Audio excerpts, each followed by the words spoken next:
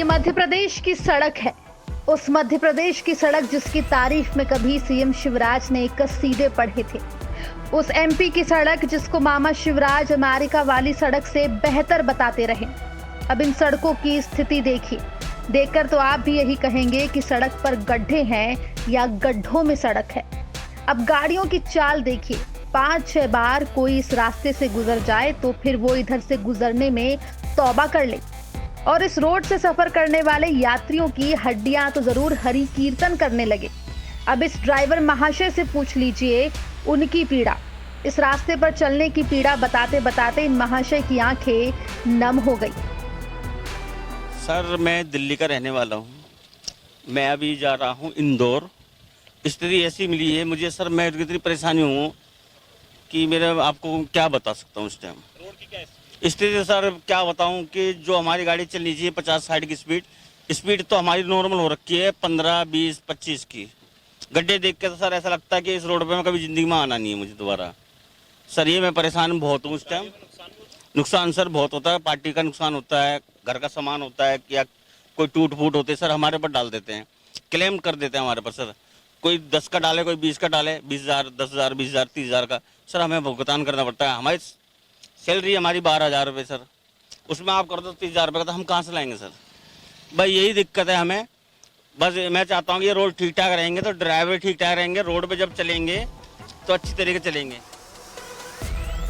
ये सड़क काफी पुरानी है, आगर मालवा का, जो उज्जैन से चवली तक जाता है, और इसका नाम है NH55 2G। 134 किलोमीटर की ये सड़क आगर मालवा से होकर गुजरती है। एक तरह से देखा जाए तो उत्तर भारत को दक्षिण भारत से जोड़ने का ये मुख्य मार्ग है। इस मार्ग से हजारों गाड़ियां जाती है, लेकिन सड़क की ऐसी जर्जर हालत है जिसे देखकर तो यही लगता है कि ना तो सरकार को इसकी फिक्र है और ना ही अधिकारियों को। हाँ, लोग मजबूर हैं क्योंकि दूसरा कोई रास्ता नहीं है इसके अलावा। गड्ढों से गाड़ियों में नुकसान हो रहा बहुत सारा, और तकलीफ भी हो रही है। गड्ढे रात में दिखते नहीं है, वाहन आ रहे हैं कि गड्ढे दिख रहे हैं, कुछ भी पानी भरा रहता है गड्ढों में, वो बहुत परेशानी है इस रोड पे।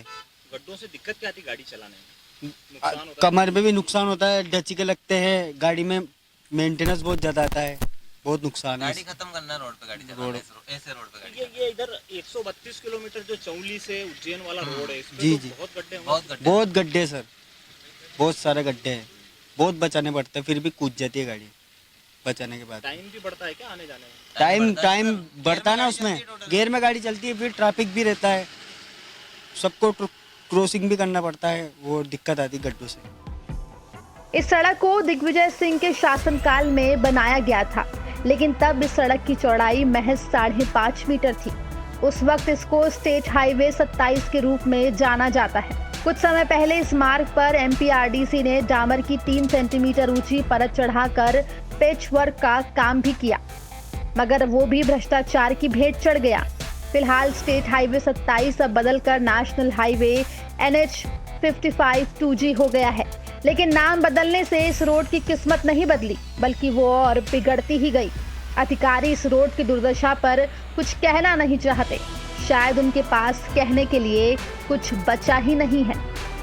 पुलिस थानों के आंकड़ों पर अगर गौर किया जाए तो 400 से अधिक लोगों की मृत्यु 134 किलोमीटर इस उज्जैन चौली मार्ग पर होती है। इस मार्ग पर 3 लोकसभा और 5 विधानसभा पड़ती है, मगर इसका मालिक कोई नहीं है।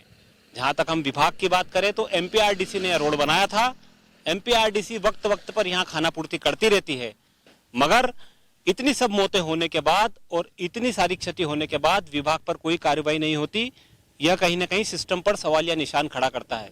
कैमरा पर्सन राहुल के साथ प्रमोद कारपेंटर, आगर मालवा, MP तक।